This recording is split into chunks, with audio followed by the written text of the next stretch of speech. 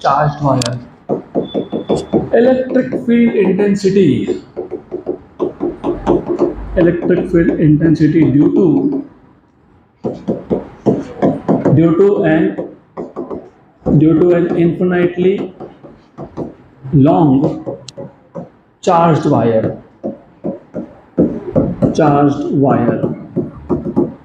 तो हमारे पास एक infinitely long charged wire है. तो I have a wire which is infinitely long. ये वायर है, and by the way wire is actually very thin. लेकिन मैं थोड़ा सा थिक दिखा रहा हूँ उसको, अदरवाइज मैं डायग्राम में ड्रॉ कर पाऊंगा. और ये जो वायर है इसका जो एक्सिस है, this is the axis of wire. तो this is the axis of wire. और चार्ज किसके ऊपर है? इस वायर पे है. चार्ज किस पे है? इस पे चार्ज वायर पे. कंडक्टर कौन है? वायर है. तो इस पे चार्ज है, लेट अस से पॉजिटिव चार्ज. और इन जनरल जितने भी जनरल फॉर्मूला डिराइव करते हैं हम उस केस में हमेशा चार्ज पॉजिटिव ही लेते हैं. पॉजिटिव चार्ज है. और मैंने अभी बताया था कि बाय डिफॉल्ट नोटेशन क्या रहेगा? जिसके ऊपर चार्ज है उसका रेडियस क्या होगा? कैपिटल आर की स्मॉल आर? Capital R. तो इस वायर का रेडियस कितना है? Capital R. फिर हमारे पास एक पॉइंट है P point, somewhere over here P point, which is at a distance of small r from the axis. पिछले केस में it was the distance from the center और यहाँ पे it is distance from the axis of the wire. This is small r. जिस point पे electric field find करना है उसका डिस्टेंस हमेशा किससे नोट करते हो? स्मॉल r से. इस केस में डिस्टेंस कहाँ से मेजर किया? एक्सिस से. पिछले केस में कहाँ से था? सेंटर से. यहाँ पे किससे है? एक्सिस से. पिछले केस में क्या था? पिछले केस में गॉसियन सरफेस का शेप क्या था? और इट वाज कॉन्सेंट्रिक. इस केस में गॉसियन सरफेस का शेप क्या होगा? Cylindrical but coaxial. तो हम इस केस में जो गॉसियन सरफेस ड्रॉ करेंगे वो होगा cylindrical shape but coaxial. It will be coaxial. Okay. अब प्रॉब्लम क्या है ना? प्रॉब्लम ये है, the problem is that wire infinitely long है. पिछले केस में वैसा नहीं था. फाइनाइट शेप, फाइनाइट रेडियस का कंडक्टर था. यहाँ पे कंडक्टर इज इन्फिनेटली लॉन्ग. तो हम पूरे के पूरे चार्ज को एनक्लोज नहीं कर सकते. इसके लिए हम लोग पूरे चार्ज को एनक्लोज करते भी नहीं है. तो हम लोग लेते हैं एक Gaussian cylinder with length of this Gaussian cylinder as small L.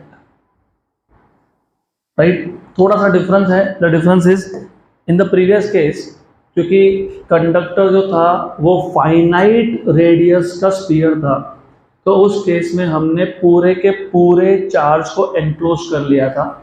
यहाँ पे वैसा हो नहीं सकता क्योंकि यहाँ पे जो वायर है वो इन्फिनाइटली लॉन्ग वायर है. तो इन्फिनाइटली लॉन्ग वायर तो फिर मैं गॉसियन सरफेस इन्फिनाइट सिलेंडर नहीं बना सकता हूँ. I will take a small Gaussian cylinder of length L and radius small R. देखा तक बाकी प्रोसेस सेम है. हमारे पास एक कंडक्टर था जिसका रेडियस r था, उस पर चार्ज डेंसिटी सिग्मा है. हमारे पास यहाँ पे भी एक कंडक्टर है in the shape of a wire, cylindrical shape, उसका रेडियस कैपिटल r है. इस पर भी चार्ज डेंसिटी कितना है? सिग्मा है. हमको एक पॉइंट था P, उस P पॉइंट पे हमको फाइंड करना था इलेक्ट्रिक फील्ड. तो हमने P पॉइंट पे पहले एक क्या ड्रॉ किया?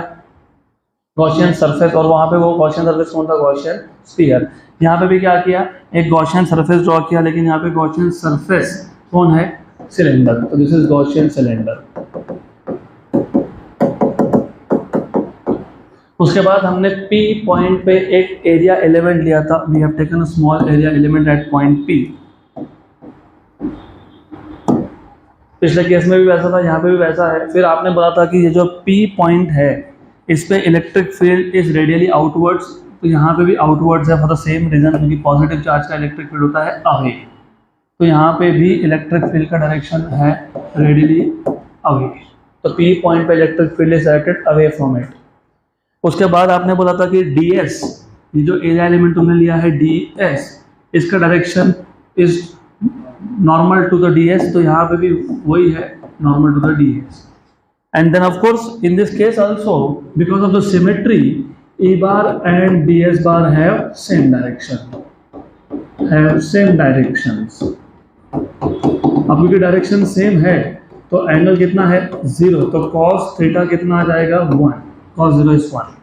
फिर आप पहले इस स्मॉल एरिया एलिमेंट में से फ्लक्स निकालोगे तो flux through small area element d phi is equal to कितना आएगा flux E bar dot d s bar. What is E bar dot d s bar? E d s cos theta. Good, तो ये आ जाएगा आपको flux d phi equal to E d s cos theta, मतलब E d s cos theta की value 1 हो गई।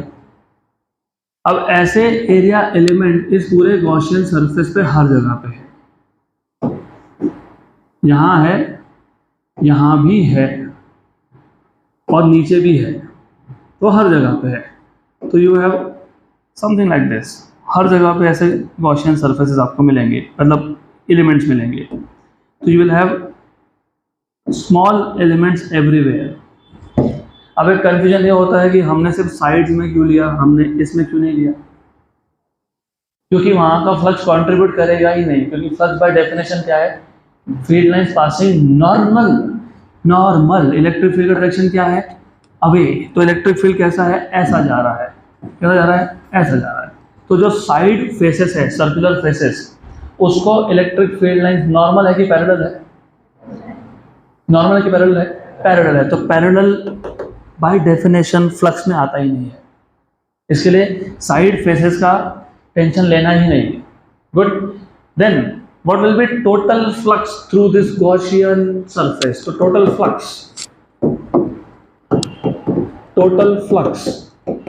is, कैसे निकालते हो? इंटीग्रेशन करते हो डी फाई पे, तो इंटीग्रेशन ए डी एस। और अगेन द सेम थिंग, ये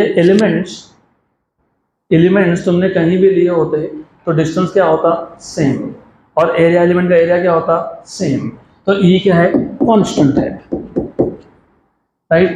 Good. What is this integration ds? It is the area of Gaussian surface. How do you find out area of a cylinder? Surface area of cylinder. अभी भी बहुत confusion है, वो water bottle दो मेरे को। Volume is the total space occupied by a cylinder, that is area pi r square into length L। मैंने बोला surface area, surface area is just the circumference, मतलब 2 pi r multiplied by length. तो ये जो ds है ये volume नहीं है, ये कौन है? सरफेस एरिया है। किसका सरफेस एरिया है? गॉसियन सरफेस का, गॉसियन सिलेंडर का। तो ये क्या आएगा? 2 pi r into L, 2 pi r बराबर small r। Very good, small r into L. तो बाय डिफॉल्ट हमेशा फ्लक्स निकालते वक्त स्मॉल r ही लिखना, क्योंकि वो गॉसियन सरफेस का होता है एरिया। तो therefore total flux equal to E integration ds, और integration ds 2 pi r l, equation number 2, 1 जो भी होगा वो 1। But according to Gauss law, total flux क्या होता है? Charge enclose by epsilon 0। तो अभी क्या फाइंड करना रह गया? Charge enclose. अब एक काम करते हैं ना, चार्ज एनक्लोज के लिए मैं पहले लैम्डा डिफाइन कर देता हूँ। What is lambda? याद है? लैम्डा सिग्मा और rho. Lambda is linear charge density, मतलब चार्ज पर यूनिट लेंथ। तो लीनियर चार्ज डेंसिटी है, ये क्या है? लीनियर चार्ज डेंसिटी है। Lambda is linear charge density. Very good. तो charge enclosed, what is by definition lambda? Lambda क्या था? भूल गए? चार्ज पर यूनिट लेंथ, बराबर। तो charge equal to lambda into L. तो this is charge enclosed. What is charge enclosed? Q, which is lambda into L। Small l क्यों लिखा? Because small l is the length of Gaussian cylinder. तुमको charge enclosed किस में देखना है? Gaussian cylinder में। Gaussian cylinder के अंदर कितना चार्ज है? अब ऐसा क्यों कर रहे हो? गॉस लॉ अप्लाई करने का पहला कंडीशन क्या था?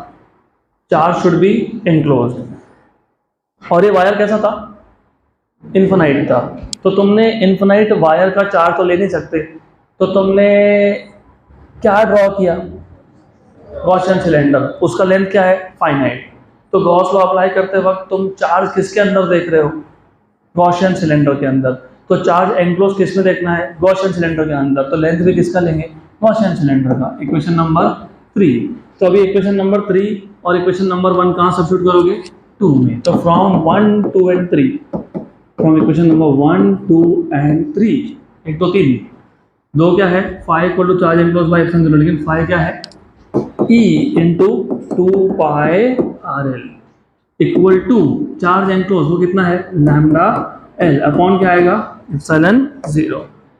L और L हो गया कैंसल, तो E आपको मिल गया, E क्या आ गया, E शिफ्ट कर दो इसको, 1 upon 2 pi epsilon 0 lambda by R, 2 pi epsilon 0 और R भी शिफ्ट कर दिया तो लैम्डा बाय R। लेकिन इसको लिखते वक्त ना हम लोग ऐसा लिखते हैं, E equal to 1 upon 4 pi epsilon 0 2 lambda by R। सिर्फ 2 से मल्टीप्लाई डिवाइड कर लेते हैं, क्यों करते हैं, क्योंकि 1 अपॉन 4 पाई एप्सिलॉन 0 की वैल्यू पता होती है, कितनी होती है, 9 × 10⁹.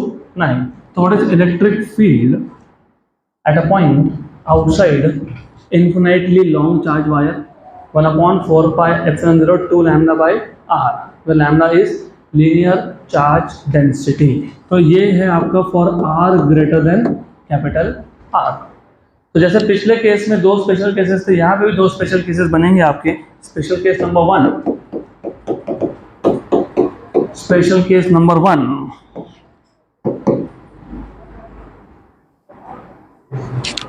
कहाँ पे, on the surface, on the surface मतलब small r equal to capital R।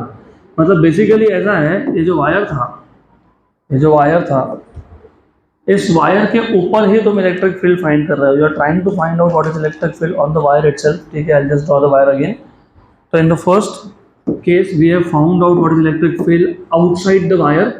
In the second case we are trying to find out what is the electric field on the surface of wire. तो ये आ गया axis of wire, ये है capital R radius of wire.